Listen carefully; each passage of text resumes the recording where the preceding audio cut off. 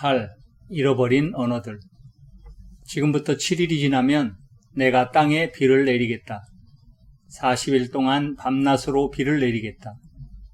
그리하여 내가 만든 생물을 땅 위에서 모두 쓸어버리겠다. 창세기 7장 4절. 노아의 방주 구원 프로젝트에 참여하는 것은 오직 하나님의 말씀을 인지하고 바라볼 수 있는 믿음의 능력 차이의 결과이다.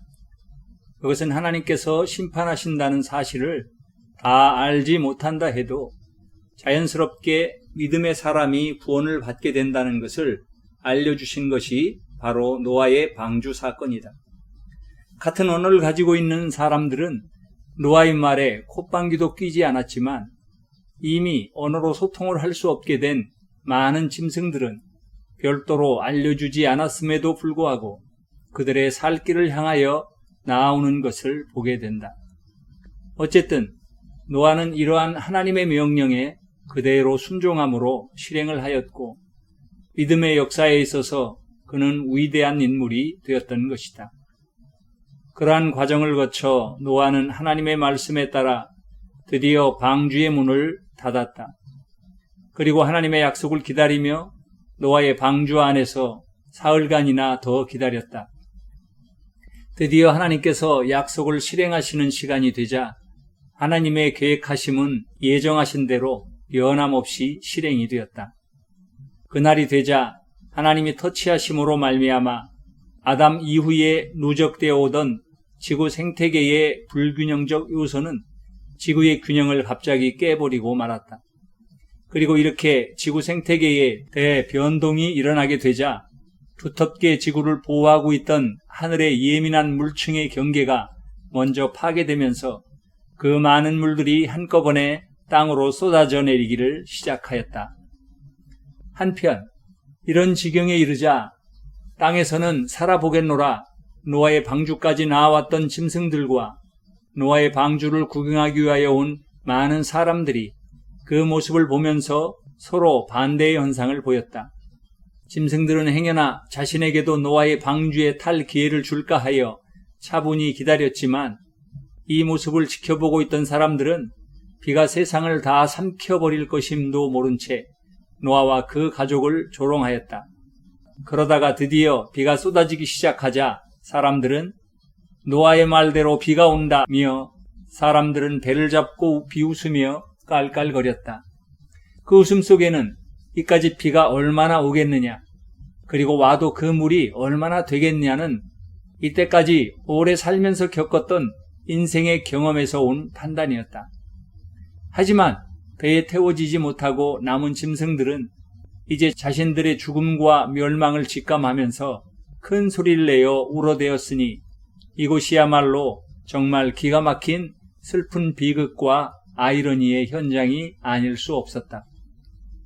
그러나 사람들의 생각과는 달리 세상을 삼키려고 쏟아지는 비는 점점 더 굵어져 갔고 짐승들은 더욱더 절망적으로 울어대는 현장에서 사람들은 노아의 가족들을 향하여 더욱더 비아냥거리며 그들을 비웃었다.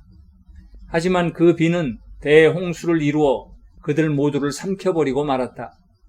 하늘이 열리고 그동안 우주로부터 땅을 지켜주고 땅의 환경을 유지하여 주던 하늘의 물층이 허물어버리자 하늘 위에 있던 모든 물들이 일시에 다 땅 위로 쏟아져 내렸다.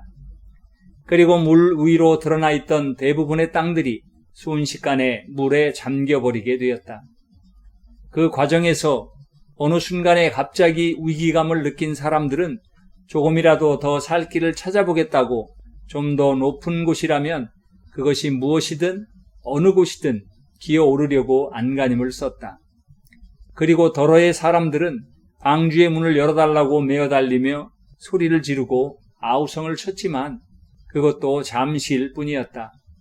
잠시 후 그 소리들은 있는 듯 없는 듯 빗소리에 묻혀버렸고 설사 그 소리가 아무리 컸다 하여도 그것은 이미 때가 늦은 뒤였다.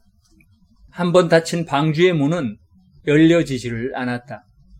그리고 어디에선가 밀려오는 물줄기와 파도는 그들을 단숨에 삼켜버렸을 뿐만 아니라 만물이 모두 그 물결에 이리저리 휩쓸려 버리자 코로 숨을 쉬는 모든 생물들은 그 물속에 다 수장이 되었고 멸종된 것 같은 지경에 이르고야 말았다. 그리고 이렇게 엄청나게 쏟아져 내린 물의 무게는 대단한 압력으로 작용을 하였고 이 물의 압력을 견디다 못한 대륙의 표피가 마치 얼음장처럼 깨어져 버리면서 일어나는 지각 변동으로 말미암아 땅과 땅이 서로 밀고 밀려 한쪽은 땅속으로 밀려 들어가고 한쪽은 그 위로 솟아오르기도 하면서 서로 땅속으로 꺼져가는 곳과 반대로 땅 위로 치솟는 지표면이 격동하는 현상들이 일어나기를 시작하였다. 그렇게 땅이 흔들리면서 땅이 땅속으로 밀려 들어가자 땅속에 있던 많은 물들은 그 큰 무게와 힘에 눌려 거꾸로 땅 사이를 비집고 땅 위 하늘 높이까지 솟아오르면서 큰 물줄기들을 토해내었고 그 압력에 의하여 물줄기들의 힘이 얼마나 세었던지 이미 어느 정도 땅에 덮었던 물들을 밀쳐내고 하늘로 높이 솟아 올라갔다가 폭포수처럼 다시 떨어져 내렸다. 그렇게 보이는 것은 오직 하늘에서 쏟아지는 물과 땅의 움직임으로 말미암아 물속에서부터 용수점 치듯이 솟아오르는 물들, 세상에는 온통 물들만이 넘쳐날 뿐이었다.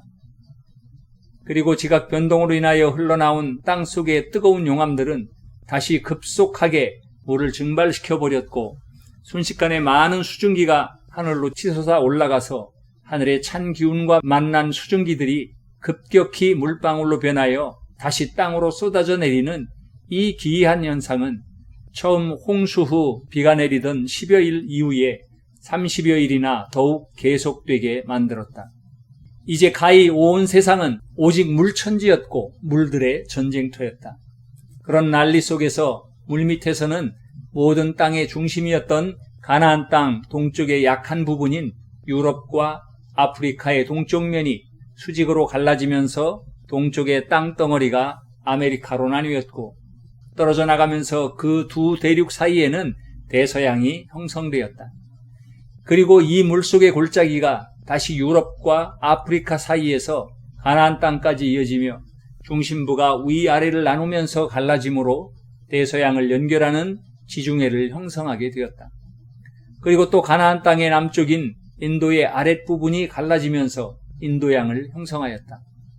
그렇게 되자 오직 바다의 전부였던 대양은 반으로 줄어들면서 동쪽에서 서쪽으로 밀려왔고 인도양은 반대로 서쪽에서 동쪽으로 밀려나면서 양쪽에서 밀려오는 힘을 이기지 못하고 밀려 올라와 땅속으로부터 우뚝 솟아오른 곳에는 세계의 최고봉들인 파미르 고원과 천산 산맥 그리고 알타이 산맥 등이 형성되었을 뿐만 아니라 서서히 진과 같은 세계 지도의 땅과 바다의 모습들을 형성하기에 이르렀다.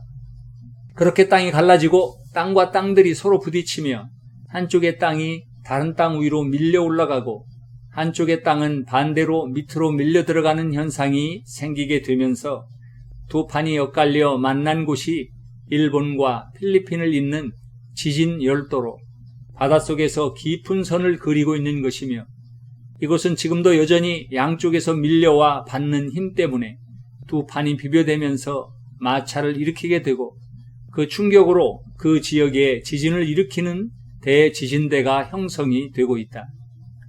인도양 역시 갈라지면서 동편으로 밀어붙임에 따라 바다의 동편인 태국으로부터 시작하여 남쪽으로 인도네시아까지 이어지는 땅의 라인이 바로 그 상초로 만들어진 지진 열대인 것이다.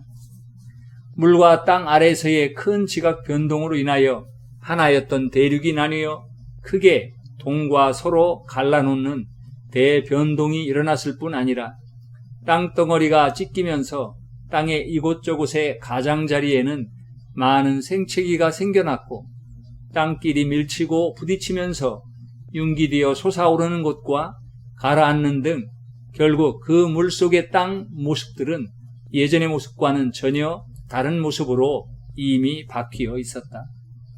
이렇듯 대지진과 더불어 여러 가지의 작용으로 인하여 이 땅의 모든 물들을 흔들어 놓자 숨을 쉬는 생물이나 식물조차도 살아 존재할 수 있는 방법이 없었던 것이다. 그리고 이러한 모습은 오직 하나님만이 바라보시고 아셨을 뿐 인간은 그 누구도 이러한 모습을 볼 수가 없었다. 더불어 노아의 방주에 있던 노아와 그의 자녀들도 이러한 사실에 대하여는 전혀 꿈도 꾸지를 못하고 단지 조용히 숨을 죽이고 비가 그칠 그날만을 기다리고 또 기다렸다. 방주 안의 짐승들도 그러한 상황 때문에 어두컴컴한 배 안에서 앉거나 엎드려 자신들의 세상이 다시 올 때까지 깊은 잠에 빠져 있을 뿐이었다. 그러나 오직 하나님이 배를 만들도록 가르쳐 주셔서 그대로 만든 노아의 방주만은 그런 엄청난 시련 속에서도 물 위에 안전하게 떠 있었다. 그리고 그렇게 쉬지 않고 낮과 밤으로 계속되던 빗줄기가 서서히 줄어들기 시작하더니 드디어 비가 온 지 40일이 지나자 그 모든 현상은 비로소 종료되고 내리던 비가 그치게 되었다.